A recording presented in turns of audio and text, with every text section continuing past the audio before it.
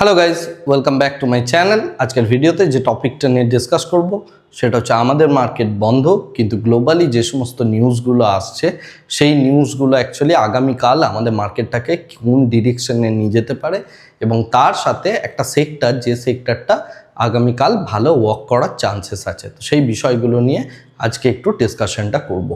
তো প্রথম কথা হচ্ছে, আমরা যদি আজকের ডেটে গ্লোবাল মার্কেটের দিকে তাকাই তাহলে যে জিনিসটা দেখতে পাচ্ছি, S&P, ন্যাসড্যাক এবং ডাউ জোন্স প্রত্যেকটা কিন্তু 1.2%-এর উপর আপ।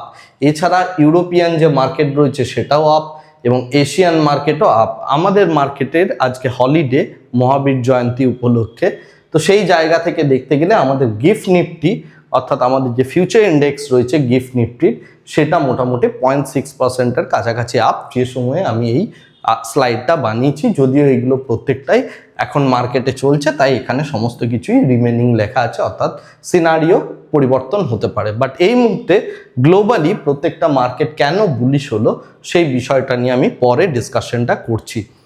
এবং যেহেতু গ্লোবাল মার্কেট বুলিশ, তো উল্টো দিক থেকে যদি আমরা দেখি, ক্রুড অয়েল এবং ক্রুড অয়েলের যে দুটো মেন ক্রুড রয়েছে, ব্রেন্ট এবং WTI, দুটোই মোটামুটি আজকের ডেটে ফ্ল্যাট এবং ন্যাচারাল গ্যাস প্রাইস স্লাইডলি একটা বেড়েছে, রাইট?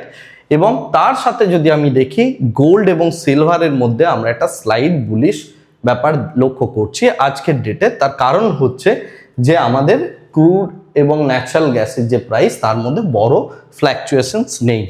সেকেন্ড যে বিষয়টা ইম্পর্টেন্ট, যেটা আমাদের মেন টার্গেট ছিল যে অ্যালুমিনিয়াম প্রাইস বাড়বে ওয়ার্ল্ডে, তো অ্যালুমিনিয়াম প্রাইসের মধ্যে আমরা ধীরে ধীরে একটা বৃদ্ধি আজকের ডেটেও লক্ষ্য করলাম।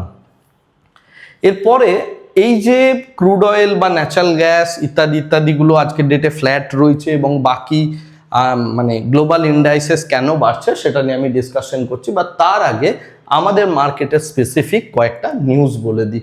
প্রথম কথা হচ্ছে, RBI MTF অর্থাৎ মার্জিন ট্রেডিং ফেসিলিটিসের উপর একটা নতুন রুল এনেছিল, যেখানে 100% প্রত্যেকটা ব্রোকারকে অ্যাকচুয়ালি MTF এর যে মানি সেই পয়সাটা রাখতে হবে। তো এর ফলে একটা মার্কেটের মধ্যে নেগেটিভিটি অলরেডি চলছিল ব্রোকারদের মধ্যে, কিন্তু এই বিষয়টাকে 1 এপ্রিলের জায়গায় 1 জুলাই করা হয়েছে।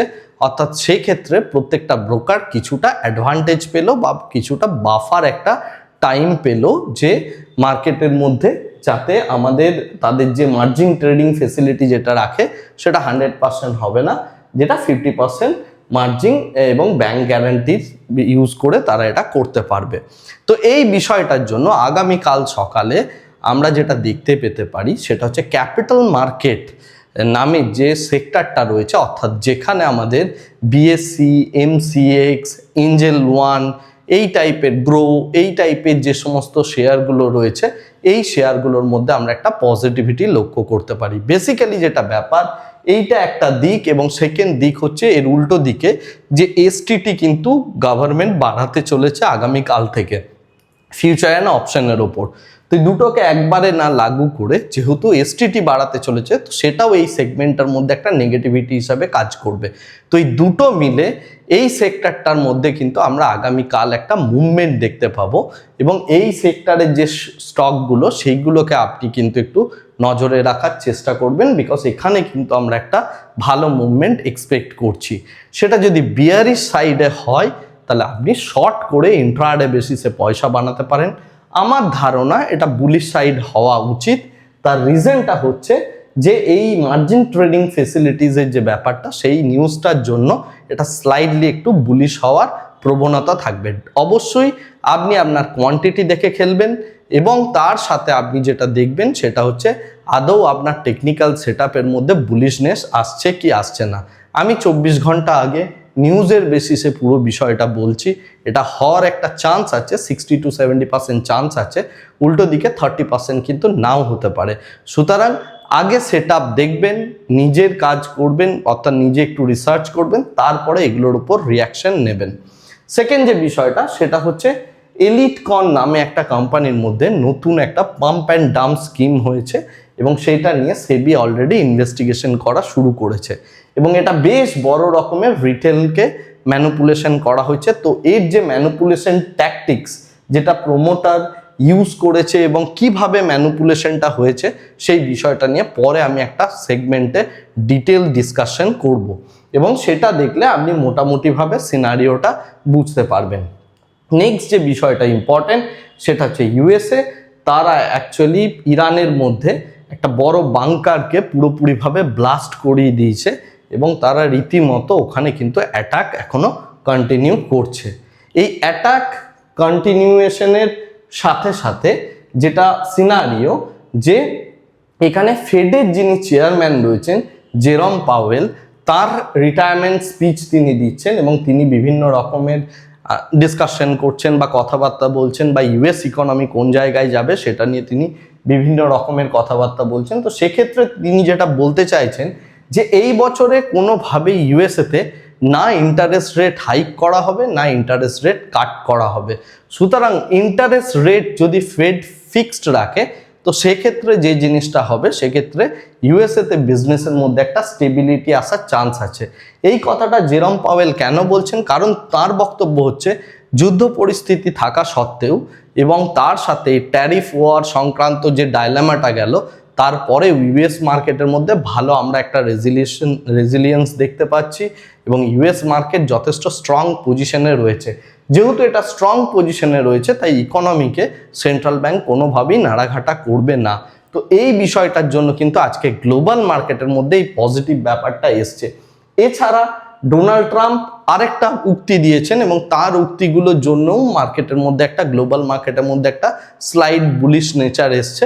সেটা হচ্ছে যে তিনি বলতে চাইছেন যে ইরানের ওপর তার যে আক্রমণ সেই আক্রমণটা অলরেডি 2 সপ্তাহ তারা যুদ্ধের যে গতি প্রকৃতি ভেবেছিল তারা 2 সপ্তাহ আগে রয়েছে। ইরানে তারা সমস্ত কিছু তছনছ করে দিয়েছে এবং এর ফলে তার আর ইরানের প্রতি অতটা ইন্টারেস্ট নেই। কিন্তু তিনি তার যে সমস্ত অ্যালাই রয়েছে অর্থাৎ যারা তাকে সাপোর্ট করেনি তার বিভিন্ন রকম অ্যালাইদেরকে তিনি যে কথাটা বলছেন যে এরপরে স্ট্রেট অফ হরমুজ থেকে আমি আমার সৈন্যবাহিনীকে সরিয়ে নেব না, কিন্তু আমার ইন্টারেস্টও ওখানে নেই। তো সেই কারণে যুদ্ধটা একটা সমাপ্তির দিকে যেতে পারে, আবার এটা তার নেগোসিয়েশন ট্যাকটিক্সও হতে পারে।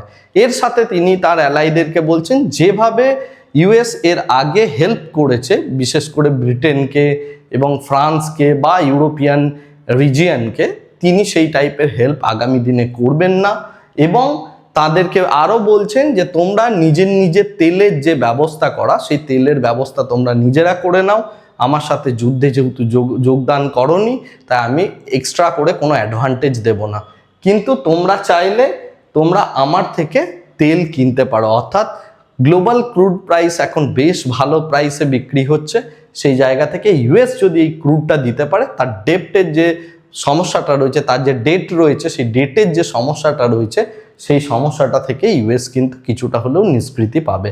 তো এটা ওর একটা গেম প্ল্যান বলা যেতে পারে, কিন্তু এই মুহূর্তে তিনি কি করতে চলেছেন সেটা আমরা কেউই জানি না।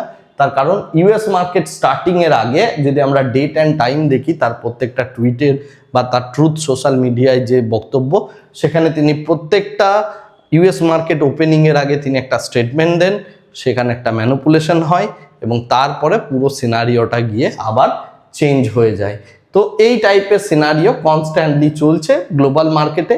আপাত দৃষ্টিতে আজকের ডেটে গ্লোবাল মার্কেট পজিটিভ, তো সেই সেন্সে আমাদের মার্কেটও যদি এই কালকে এশিয়ান সেশন আমাদের পজিটিভ থাকে, আজকের ডেটে যে আমাদের মার্কেট বন্ধ ছিল সেই দুটো বিষয়কে রিয়েলাইজ করে মার্কেট হয়তো 22,000 থেকে 22,500 থেকে 23,000 এই যে রেঞ্জটা রয়েছে এই রেঞ্জের মধ্যে মার্কেট থাকতে পারে। বেসিক্যালি 22,000 থেকে বা 22,500 এই রেঞ্জের মধ্যেই থাকা আশা করি উচিত, যদিও ফিউচার অ্যান্ড অপশনে নতুন পজিশন তৈরি হবে, কিন্তু আগামীকালের জন্য ক্যাপিটাল মার্কেট সেক্টরটা দিকে আপনি নজর রাখবেন।